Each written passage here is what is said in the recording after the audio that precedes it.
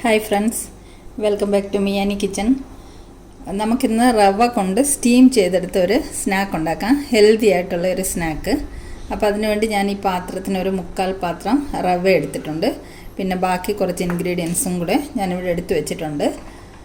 ഇവിടെ നമുക്ക് കുറച്ച് ശർക്കരപ്പൊടി, ഒരു ഏത്തപ്പഴം ചെറിയ കഷ്ണങ്ങളായിട്ട് നുറുക്കിയത്, പിന്നെ കുറച്ച് കശുവണ്ടിപ്പരിപ്പ്, ഉണക്കമുന്തിരി, പിന്നെ 3-4 ഡേറ്റ്സും കൂടെ ഇതെല്ലാം ഒന്ന് പീസസ് ആക്കിയിട്ട് നുറുക്കിയെടുത്തത്, പിന്നെ കുറച്ച് ഒരു 2 സ്പൂണ് തേങ്ങ. ഇത്രയും സാധനങ്ങളാണ് ഇതിന് വേണ്ടത്. അപ്പോൾ നമുക്ക് ഈ ഹെൽത്തി ആയിട്ടുള്ള ഈ സ്നാക്ക് തയ്യാറാക്കിയെടുക്കാം. ഒരു പാനിൽ കുറച്ച് വെള്ളം അടുപ്പത്ത് തിളയ്ക്കാൻ വേണ്ടി വെച്ചിട്ടുണ്ട്. നമ്മൾ ഈ ഒരു പാത്രത്തിന് 3/4 പാത്രം റവയാണ് എടുക്കുന്നത്. അപ്പോൾ ഇതേ പാത്രത്തിന് 1.5 പാത്രം വെള്ളമാണ് ഇവിടെ തിളയ്ക്കാൻ വേണ്ടി വെച്ചിരിക്കുന്നത്. അപ്പോൾ ഈ വെള്ളം തിളച്ച് വരട്ടെ, എന്നിട്ട് ബാക്കി ഇൻഗ്രീഡിയൻസ് നമുക്ക് ചേർത്ത് കൊടുക്കാം. വെള്ളം ചൂടായി വരുന്നുണ്ട്. ഇതിലേക്ക് നമുക്ക് കുറച്ച് സാധനങ്ങൾ ചേർക്കാനുണ്ട്, അത് ചേർത്ത് കൊടുക്കാം. കുറച്ച് ഏലക്കാപ്പൊടി, ഒരു 2 സ്പൂണ് പഞ്ചസാര, ഇത് ബ്രൗൺ ഷുഗറാണ്, 2 സ്പൂൺ മതി. ഒരു 1/4 സ്പൂൺ ഉപ്പ്,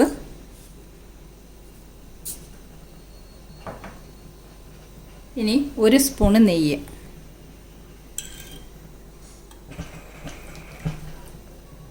ഇനി ഇതൊന്ന് തിളച്ച് വരട്ടെ. വെള്ളം തിളച്ച് വന്നിട്ടുണ്ട്. ഇതിലേക്ക് നമുക്ക് എടുത്ത് വെച്ചിരിക്കുന്ന റവ കുറേശ്ശെ ആയിട്ടിട്ട് ഇളക്കി കൊടുക്കാം. കുറച്ചായിട്ട് ഇട്ട് കൊടുക്കാം, കട്ട കെട്ടാതെ ഇളക്കി മിക്സ് ചെയ്യാം.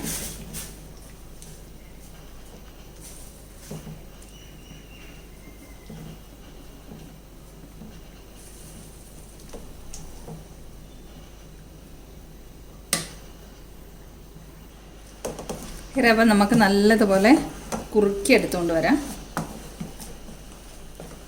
നല്ലതുപോലെ ഇളക്കി കട്ട പിടിക്കാതെ കുറുക്കി എടുത്തുകൊണ്ട് വരാം. നമ്മുടെ റവയൊക്കെ കുറുക്കി എടുത്തിട്ടുണ്ട്. ഫ്ലെയിം ഓഫ് ചെയ്തു. ഇതിനി നമുക്ക് തണുക്കാൻ വേണ്ടി വെക്കാം. ഇത് തണുത്തതിന് ശേഷം നമുക്ക് ഒന്നുകൂടെ നല്ലതുപോലെ കുഴച്ചെടുക്കണം. അപ്പോൾ ഇതിവിടെ ഇരുന്ന് തണുക്കട്ടെ. നമുക്ക് അടുത്ത സ്റ്റെപ്പ് എന്താണെന്ന് നോക്കാം. ഒരു പാൻ അടുപ്പത്ത് വെച്ചു. പാൻ ചൂടായിട്ടുണ്ട്. 1 സ്പൂണ് നെയ്യ് ഒഴിച്ചു കൊടുത്തു. അതിലേക്ക് നമുക്ക് കശുവണ്ടിപ്പരിപ്പും ഉണക്കമുന്തിരിയും ഡേറ്റ്സും കൂടെ കഷ്ണങ്ങളാക്കി വെച്ചിരിക്കുന്നത് ഇട്ട് കൊടുക്കാം.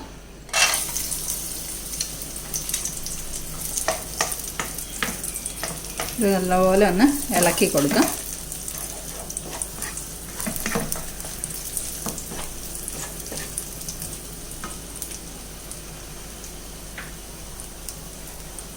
ഇതിലേക്ക് നമുക്ക് ഒരു ഏത്തപ്പഴം ചെറിയ കഷ്ണങ്ങളാക്കി നുറുക്കി വെച്ചിരിക്കുന്നത് ഇട്ട് കൊടുക്കാം.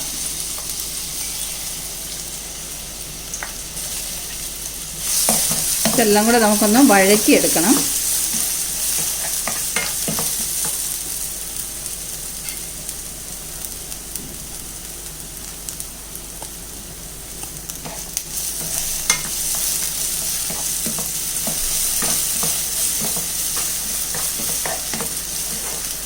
ഇതിലേക്ക് തന്നെ നമുക്ക് തേങ്ങാപ്പീരയും കൂടെ ഇട്ട് കൊടുക്കാം.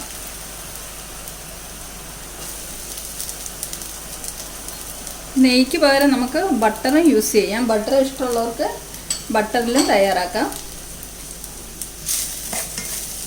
ഇതെല്ലാം കൂടെ നമുക്കൊന്ന് വഴറ്റിയെടുക്കാം. ഇതിലേക്ക് നമുക്ക് കുറച്ച് ഏലക്കാപ്പൊടിയും കൂടെ ചേർത്ത് കൊടുക്കാം.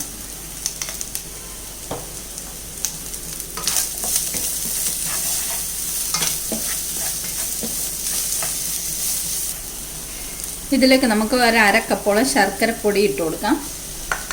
ഇതും കൂടെ ഒന്ന് നല്ലതുപോലെ മിക്സ് ചെയ്തെടുക്കാം.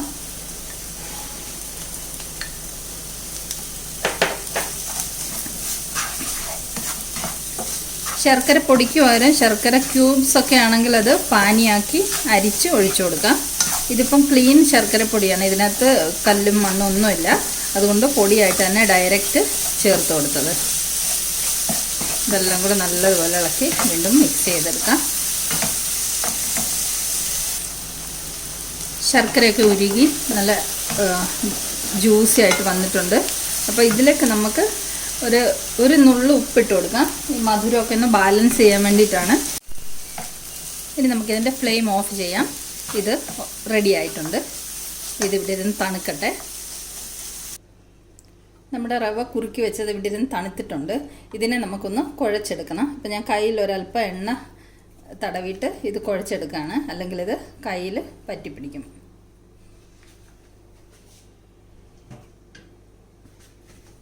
ഇതിനെ നമുക്കൊന്ന് നല്ലതുപോലെ കുഴച്ച് സ്മൂത്താക്കി എടുക്കാം. ചെറിയ ചൂടുണ്ട്, കുഴപ്പമില്ല. നമുക്ക് കൈ കൊണ്ട് കുഴച്ചെടുക്കാൻ പരുവത്തിനുള്ള ചൂട് മാത്രമേ ഉള്ളൂ.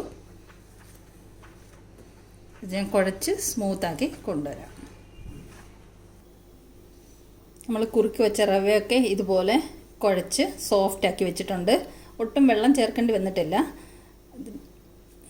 ഇനി ഇതിനെ നമുക്ക് ഈക്വൽ വലുപ്പത്തിലുള്ള ബോൾസ് ആക്കിയിട്ട് എടുത്തു വെക്കാം. കയ്യിൽ കുറച്ച് വെള്ളം തടവിയിട്ട് എടുക്കാം. കയ്യിൽ ഒട്ടിപ്പിടിക്കാതിരിക്കാൻ വേണ്ടിയിട്ടാണ്. ഒട്ടിപ്പിടിക്കില്ല, എന്നാലും നമുക്കിതുപോലെ ഈക്വൽ വലുപ്പത്തിലുള്ള ബോൾസ് ആക്കിയിട്ട് ആദ്യം മാറ്റി വെക്കാം. ഇതുപോലെ നമുക്കെല്ലാം ബോൾസാക്കി വെക്കാം. നമ്മളിവിടെ 6 ബോൾസ് തയ്യാറാക്കി വെച്ചിട്ടുണ്ട്. ഇനി നമുക്ക് ഇതിൽ ഫില്ലിങ് വെക്കാം. ഇനി നമുക്ക് ഓരോ ഉരുളകൾ എടുത്തിട്ട് ഇതിലേക്ക് ഫില്ലിങ് നിറച്ചു കൊടുക്കാം. നമുക്കൊരു സിലിണ്ടർ ഷേപ്പിൽ ഇതിനെ ഉരുട്ടിയെടുക്കാം.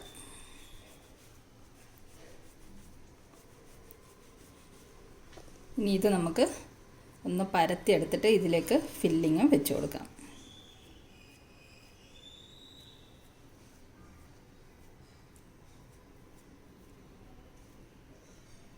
ഞാൻ ഇതിലേക്ക് വെക്കാനുള്ള ഫില്ലിങ്ങും 6 പീസാക്കി ഇതുപോലെ സിലിണ്ടർ ഷേപ്പിൽ വെച്ചിട്ടുണ്ട്. അത് നമുക്ക് ഇതിലേക്ക് വെച്ച് കൊടുക്കാം. വെച്ചിട്ട് ഇതിനെ നമുക്ക് വീണ്ടും കവർ ചെയ്തെടുക്കാം.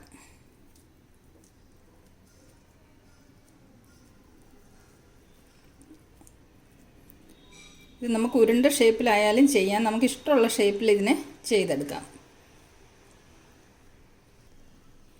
ഒരു പീസ് ഞാൻ ഫില്ലിംഗ് ഒക്കെ നിറച്ച് ഇതുപോലെ ഷേപ്പിൽ ഉരുട്ടിയെടുത്തിട്ടുണ്ട്. ഇനി നമുക്ക് എല്ലാ പീസും ഇതുപോലെ റെഡിയാക്കി കൊണ്ടുവരാം. നമ്മളെല്ലാ പീസിലും ഫില്ലിംഗ് ഒക്കെ നിറച്ച് ഇതുപോലെ ഷേപ്പിലെടുത്തിട്ടുണ്ട്. ഇനി ഇത് നമുക്ക് സ്റ്റീം ചെയ്തെടുക്കാം. സ്റ്റീമർ അടുപ്പത്ത് വെച്ച് വെള്ളം തിളച്ചിട്ടുണ്ട്. നമുക്കിതെല്ലാം സ്റ്റീമറിലേക്ക് വെച്ച് കൊടുക്കാം.